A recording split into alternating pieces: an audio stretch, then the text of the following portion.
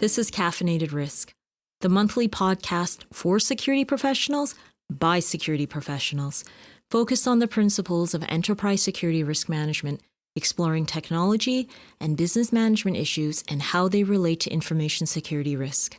Once a month, two self-proclaimed grumpy security guys bring you analysis, insights, and interviews with leading security risk professionals to learn how they work through a project, a program, or their careers using a risk-based approach to security. Now here are your hosts, Tim McCreet and Doug Leese. Well, why don't we kick this off then? Yeah, absolutely. So, welcome, Ian. Thanks for joining the podcast. And we were just talking about doing some interesting things in industry. And I think you're our first Canadian CISO startup. CEO startup, yeah, absolutely. Yeah. This is so cool. Yeah, I'm looking forward to this. Yes, thank you very much for joining us. Pleasure to be here. All right, who wants to start? Because I got lots of questions, but I don't know where do you want to start, Doug. So. Okay, well, why don't we start with as a CEO of a startup, and you're a serial entrepreneur. Are there challenges that are unique to a Canadian startup that would be different from, let's say, an American or a European startup situation? Probably.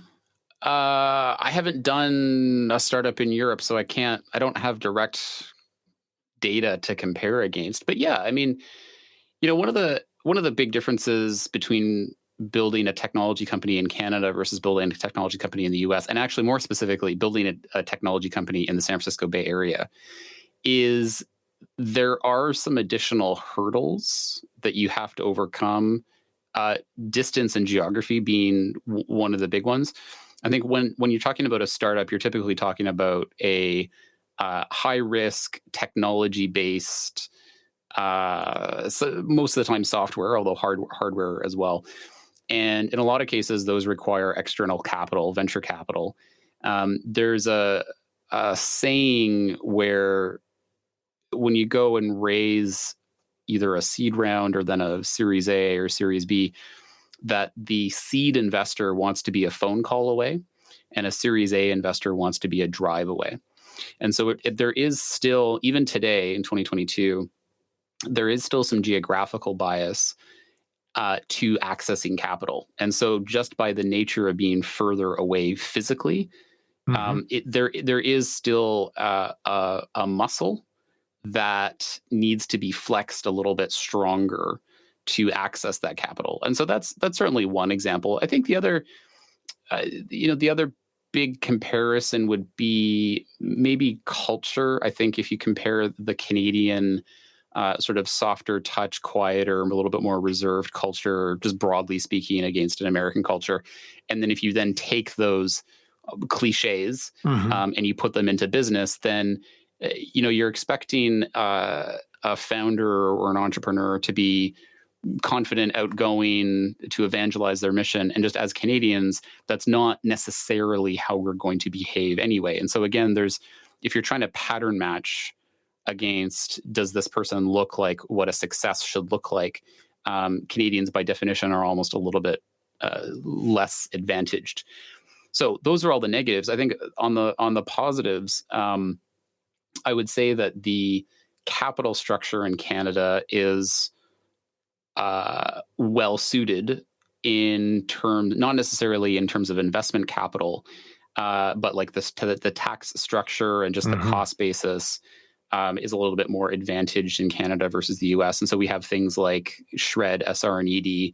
That's just a massive boon to the innovation economy in Canada, which you have some versions of in the US, but those actually vary on a state by state level. My understanding is so yeah, there's just some differences. But I think at the end of the day, if you put all that aside, if you have a really great idea, if you're able to really go solve problems for customers, you're going to be able to build a great business regardless of where you are. And what I would say is that all of the items that I just listed, to a certain extent, are changing. They're normalizing a little bit, and I think it's becoming a lot less important where you are physically than it was certainly pre-pandemic. Yeah, I mean, Shopify's proved that because they're the darling of the TSX right now. And okay, if one wanted to do a startup in Canada, it's possible. I'd heard rumors, and this is again into the AI, which is kind of your sweet spot. Places like the University of Alberta were actually internationally recognized as leaders in that space. So we have the brain power here as well, correct? Oh, absolutely. And I appreciate that you didn't say that too loudly. I don't think we want the secret to get out too broadly. No, because then the price will go up. Yeah, Exactly. Yeah, exactly. Right. Well, I mean, listen, like it is a legitimate talent war out there. Certainly, we're not the only ones fighting that battle. But look, Canada has always had strengths in STEM. I'll just say STEM broadly. Yeah. I mean, if you think back to even from the 50s onwards, we had a tremendous aerospace program even before the information revolution. And so Canada has always had these pockets of just exceptionally good, talented people. And today is no exception. And so certainly, I mean, you mentioned some hot spots in Alberta. I would also say that Ontario is world renowned, University of Waterloo for AI and data science. And even actually before that, I mean, it was math prior to the machine learning revolution. So absolutely, Canada has some absolute top tier talent. I think one of the things that Canadian companies face, but I don't think we're unique in this, is that the truly best and brightest have their pick of being able to work anywhere. And if you're Microsoft, if you're Google, if you're Facebook, you have resources to be able to attract and retain that talent that maybe a 50-person company based out of Vancouver or Victoria wouldn't have. Right.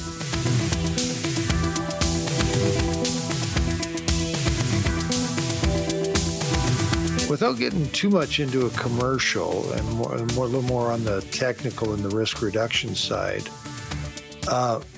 what does continuous authentication mean to you? Because there's a lot of buzz, but this is great that we actually get to talk to one of the inventors of, like, this is really what we meant. So we're at the heart of what this is instead of a marketing spin. So I think our listeners would appreciate hearing what this really means. Yeah, absolutely.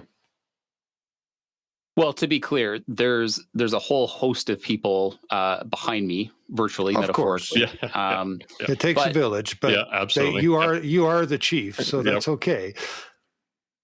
So Plurilock is a cybersecurity company, as you mentioned, and we're in a unique position. We're in the identity and access management market, which historically has been sized to be an $8 billion market. I actually think those are incorrect. My understanding is that's the more recent projections are double-digit billions, but okay. With any market sizing, it's always difficult to get consensus on that.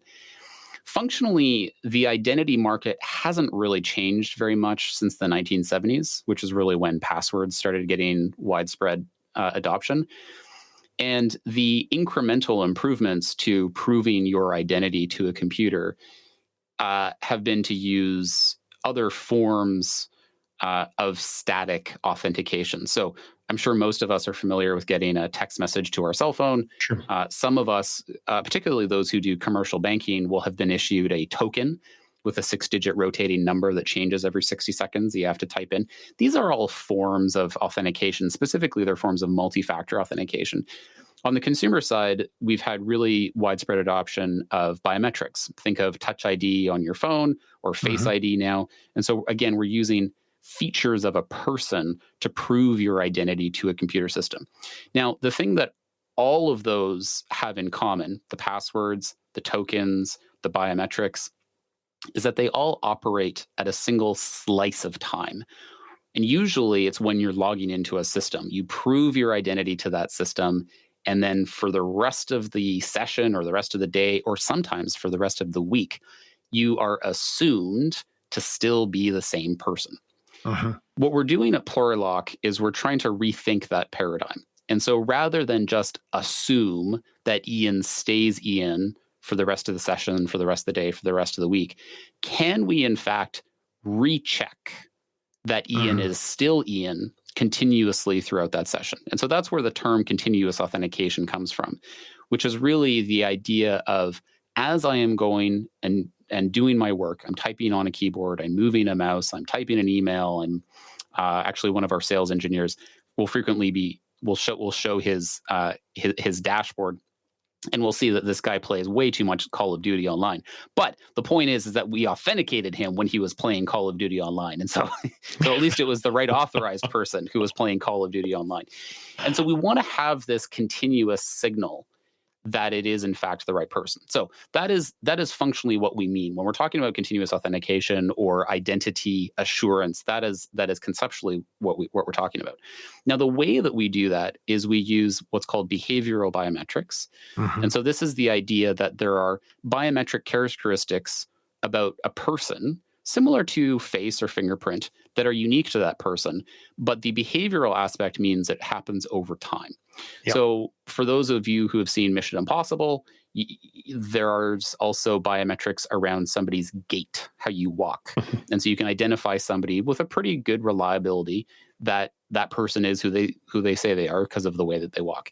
Our specific flavor of behavioral biometrics is the way that you type on the keyboard and the way that you move your mouse.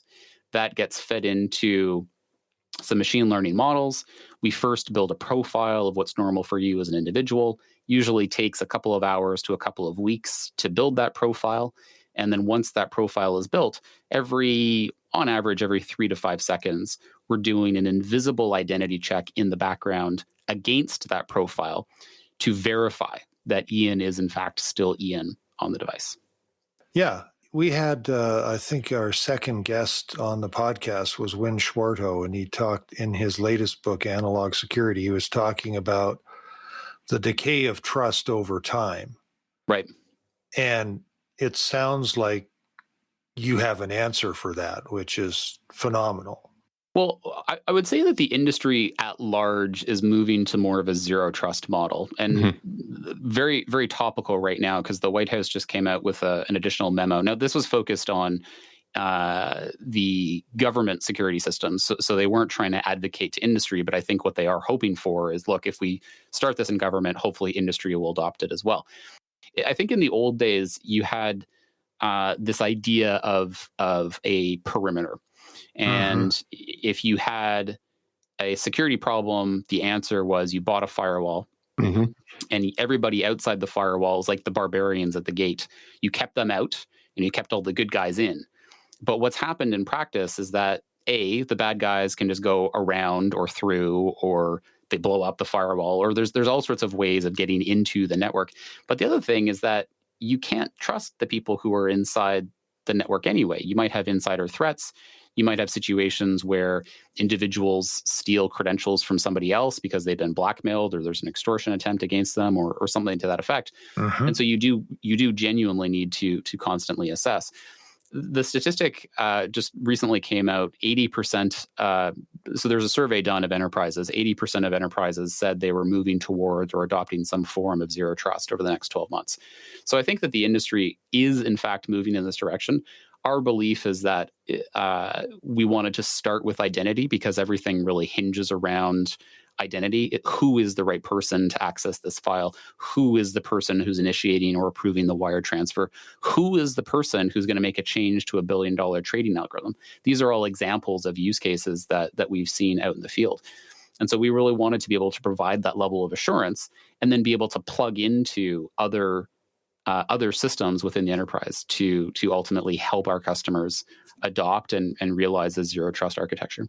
No, and I appreciate that, because that's one of the things I thought of, when Doug and I were doing research for the podcast, is this concept of focusing on behavior. And we've seen, we both grew up, I'll date myself. I grew up with that perimeter mindset, right? Because that's the first thing we were taught. I'm going back 30 some years is put the perimeter up and make it strong. And if someone breaches the gate, holy smokes, we're in trouble. So our fallback position was to start dissecting where the traffic was and start collectively moving backwards in towards the core. But what I like about this approach, and I wanted to ask about the challenge that you're seeing or getting the message to the user community and the organizations is, are they accepting that behavior is that next frontier, that your behavior in a system or in an ecosystem that they're operating within, that becomes the next frontier for us to protect, to secure, and to find that anomalous behavior? Have you found any resistance or pushback from some of the organizations, and how did you manage that?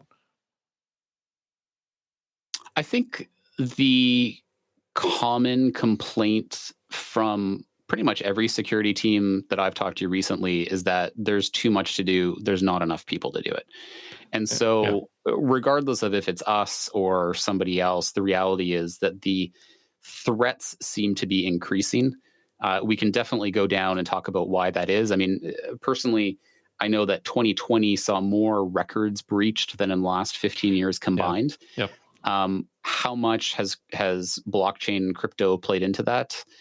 Because it's now so much easier to ransom targets. And so there's actually unfortunately, there's an unvirtuous cycle happening where the criminal organizations are actually making money from these cyber breaches. It's not like 20 years ago when it was just a script kiddie in his mom's basement who defaced a web page for the lulz. Now you actually have situations where it's a money-making enterprise and they're reinvesting in that enterprise. Yeah. It's a business to them. Exactly. Correct. Absolutely it is. Yep. And by the way, it's a business not only to criminal organizations, it's also a revenue generating source of income for nation states.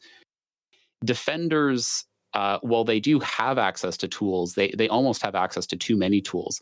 It is a very crowded market out there right now. The other compounding fact is that we have not been able to up-level our workforce to meet the demand. So last year, 1 million cyber jobs unfilled. This year, I think it's 3.5 million. Or excuse me, 2020, it was 1 million. 2021, 3.5 million jobs unfilled. I don't even know what the stat is for 2022. So there's not really enough defenders. Once you have the defenders, you still need to deploy the perimeter. You know, we were kind of talking down the perimeter mindset and deploying firewalls. You actually still need that stuff. It's not that you can do away with them. You need more of a defense in depth strategy. You just also have to have the zero trust mindset to say, look, if they get around the perimeter, if they somehow start from the inside, then what do we do?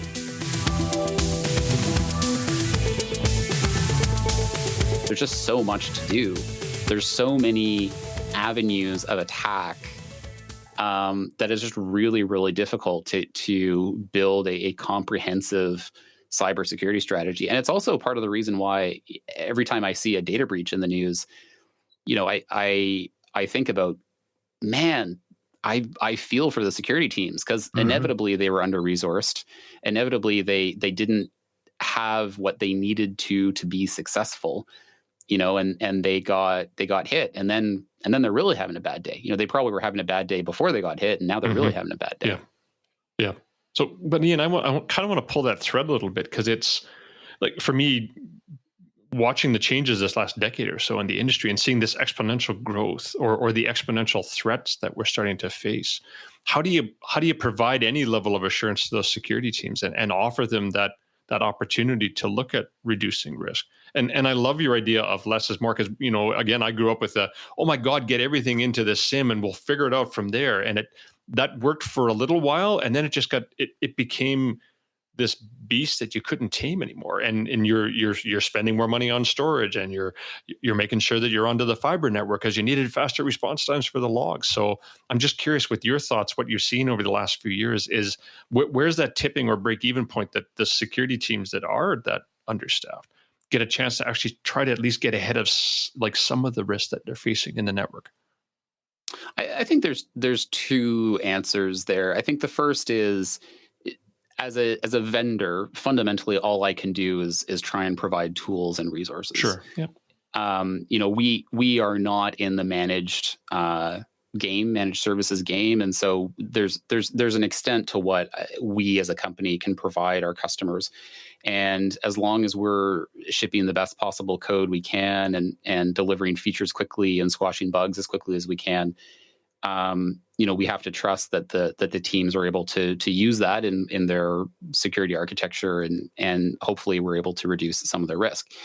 But I think the other kind of more holistic answer is to maybe get away from thinking about preventing all breaches. I think if you can actually boil it down to what are the truly key assets within the organization, whether that's data, whether that's systems, and how do we build a defense in depth strategy such that, yeah, maybe something gets popped on the perimeter, but at least they didn't hit the healthcare records, or at least they didn't hit the the scheduling system for the trains, or like those really key assets. And so you almost build from inside out, as opposed to more the perimeter mindset, which is you ring the entire company from outside in, and then you kind of work your way backwards.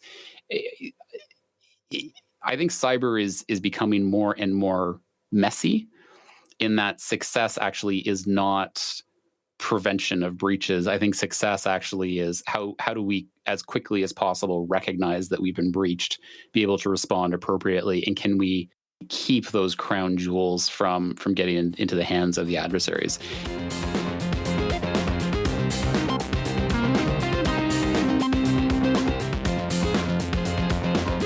It was an eye-opener for me when Log4j hit, not just because of timing, of course, in a Christmas break and a pandemic. Sure, we'll go with that from a resource constraint perspective. But you brought up a really good point that we haven't spent a lot of time on, is this software bill of materials. And I equate it, and again, I try to explain it to folks who don't quite get the concept. Lisa and I recently bought a house.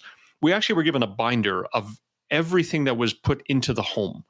The windows, the socket, like everything. And I don't know about you, Doug, but I think that's one of the ones that, I've heard other friends of mine at the C-level have been chasing this for over a month now, and they're still chasing it, right? Well, I know that Log4j was just kind of the latest that I've seen, but we've had a couple of them in the critical infrastructure space that were tied to the IP stacks that are in a lot of these embedded control devices, because they were not necessarily even understood or known. And I think any time that you're taking a library off the internet and building your stuff on it, you're kind of taking a chance. But you, as a provider of services, how are you solving some of these challenges? Because certainly you guys are using lots of different types of software, probably some you write and some is freely available. Yeah, and it's an issue not only for us as a builder of software, but the other element to Plurilock is that our business model is also growth through acquisition. So we're not only growing companies, but we're also acquiring them. And so we're hyper vigilant on those acquisitions. What have they pulled in? How did they arrive at those codes? So in some respects, it's almost easier, I would say, as the vendor, because we have access to the source of the products that we write, and so we can just go in and do checks. And there's huge. I think there is a industry, and I think it's going to become a bigger industry in the next little while, around being able to run scanners and so forth to just verify, look, what are all the libraries that we've included, and are there known vulnerabilities with any of those libraries? I think it's actually harder from the customer standpoint to then demand that of the vendors, because you don't necessarily have access to the source code, and then there's all sorts of IP and copyright considerations that go into accessing that. So it's challenging. It is. There are some parallels when you do M&A. I think one of the common items is to go through and do open source software checks, and so there are tools out there that you can run, and it's a little bit. It's just a process that you run. You don't have to go and really do any rocket surgery to try and figure it out. You just have to go and do the thing. But again, on the customer side, it's hard, and especially we're talking about IT. On the OT side, it's even harder, because there, how do you take those IoT devices, that machinery, that conveyor belt, like how do you take that stuff online to go run your tests? And then if you find something, then what do you do? Yeah, they're not too open to that. Yeah, typically. No, it's a very good question, and I think more organizations are going to struggle with that. And I think you also have an inherent advantage. If somebody gave one of your developers a list of vulnerabilities or a list of software that was in there, they could probably recognize 3/4 of the content because they're a professional in the industry. I think a lot of IT departments don't have that depth to be able to look at that. I wrote just enough Java to get out of university, and to stop writing Java. Yeah. You wrote just enough Java to stop writing Java. Yeah. But I recognize right away, oh yeah, that's the logging module. That's clearly going to be everywhere. Yeah. What do we always tell people? You should turn on logging and enable it, Sure. except when it's poisonous. Yep. Oops. Well, I think I said that earlier in the podcast, didn't I? Yeah. Log everything. Log everything. Exactly. Yeah. And so how do you get around that? But how many people would know what a software library even is? Right. And in some cases, they are in charge of, vulnerability management or something like that. And they're literally just checking what the scanner says, and they don't understand how it fits in the ecosystem and which one's a threat and which one's not. So that's back to your skills problem. Mm-hmm. I may have somebody in the chair, but do they truly have the depth of knowledge that some of your people would? Well, so I think that you're ultimately correct, and you are 100% right in the fact that we are blessed of having both an engineering organization, plus we've got a bunch of data scientists, and so like we are on the sophistication spectrum of IT. We are very far on one side, and we're extremely fortunate for that. Ironically, I think some of the solution to the problem is actually to implement some perimeter solutions. And we go back, right? So yeah, exactly. Exactly. Yeah, but I will say, I think this goes to show defense in depth is required, because if you do have a vulnerability that you cannot update, patch, deal with, then if you at least wrap it or encase it in some VPNs, some firewalls, some VPCs, then you can at least reduce the level of risk. And then hopefully it's only the person who's connecting to it with an authorized connection, i.e. one that is protected by our software, behavioral biometric capabilities or elsewhere. Mm-hmm. Then you can at least have some level of assurance that it's the right person, and hopefully they're doing the right thing. And so you can, again, you can't eliminate the risk, but you can certainly reduce it. Wow, almost like on cue. So as you're talking and laying out those things, the one question we try and ask every guest is, how do you advise your customers when they've reached the point of diminishing returns? They've reached the right level of control for their risk appetite. And I think you even said they're using something like your product to make sure that the one person that's working on the vulnerable system really is the authorized person. That makes a lot of sense. Maybe, but that's not always the right thing to do. I mean, look, would I love to sell a ton of copies of our software? Absolutely. But it's not, it's not the panacea. I think it really has to come down to what is the problem that you're trying to solve. And if the problem you're trying to solve is accessing a very confidential database of personal health and personally identifiable information, then yeah, add some behavioral capabilities in there, add all three sets of multi-factor authentication, right? Throw a password in there, throw a token in there, throw some behavior in there, et cetera. And that makes sense.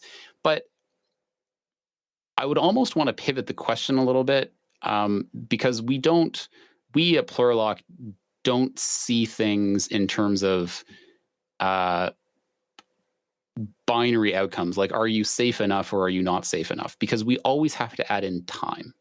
Mm-hmm. And this is actually one of the other areas which sort of touches upon regulatory, but going back to your question around predictions, I think that 5 years ago, 10 years ago, you could do an audit once a year, and that was kind of good enough to get by with your security controls. Now it's really about continuous monitoring. There's a multi-billion-dollar project in the United States called the CDM project, Continuous Diagnostic Management, specifically focused around continuous verification that what you think is a good state is actually a good state. And so when you've reached the point of diminishing returns, might be true for a certain point of time, but the adversaries are changing, your environments are changing, even the insurance environment is changing. One of the big items that we're seeing coming up is the potential change in coverage that companies can get based on whether an attack is from a criminal enterprise or some sort of nation state act of war.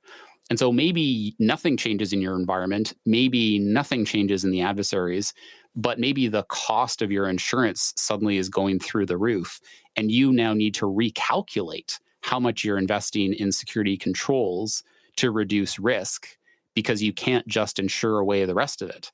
So I think that it's a very dynamic conversation, and time has to play a very important role in thinking through that calculation. No, and thank Ian. That's probably one of the best ways to end this, because it hit everything I love to hear. It's this idea of looking at things from a time perspective and then continually assessing the risk facing the organization. So I think, I don't know, Doug, I think that was one of the best ways to end these podcasts. So that was terrific. Thank you so much for being here, Ian. It's really refreshing. Thank you for joining us, because I don't know, you sort of renewed my faith in IT. It's like, wow, this is cool. Canada is thinking of some good stuff, and we're trying some great ideas. Well, I was just going to say, it absolute pleasure to be here, and largely because it combines my two favorite things: talking about cybersecurity and talking about coffee. So, absolutely, always happy to come back.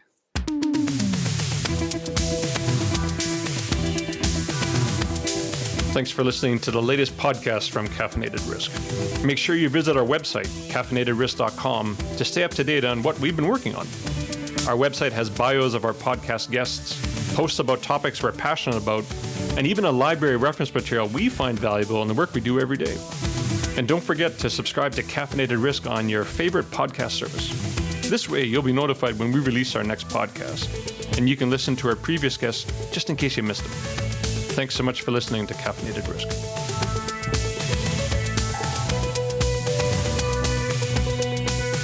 That's it. One take. We're done.